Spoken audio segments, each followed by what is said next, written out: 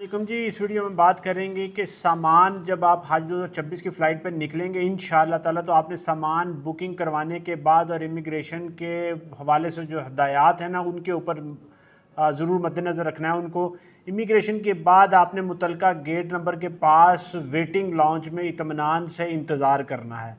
याद रखें कि सफरी कागजात यानी पासपोर्ट, बोर्डिंग पास, टिकट, टीके का सर्टिफिकेट संभाल कर आपने दस्ती बैग या हैंड कैरी में अपने पास रखना है।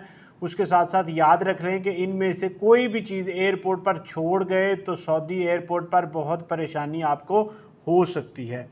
अब बात करें जी दौरान प्रवास की हिदायत की, तो याद रखें कि हिदायत मिलने पर जहाज़ में सवार हों और अमले के लानात के मुताबिक आप सब ने अमल करना है। प्यारे मिठारी भाई बहन बुज़ुर्गों ने याद रखें कि कमोड में कपड़ा या पत्थर ना डालें और गंदगी ना फैलाएं, वरना आपका एहराम या कपड़े नापाक हो सकते हैं।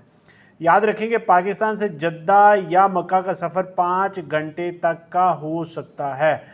इसके साथ साथ याद रखना है आपने कि प्रवास के दौरान तलबिया पढ़ते रहें और मनासिक हज का मुतालिया करते रहें। याद रखें कि मदीना एयरपोर्ट आमद पर आपने एहराम की हालत में नहीं आना, मगर जब आप जद्दा एयरपोर्ट जाएंगे तब आपने एहराम की हालत में आना है।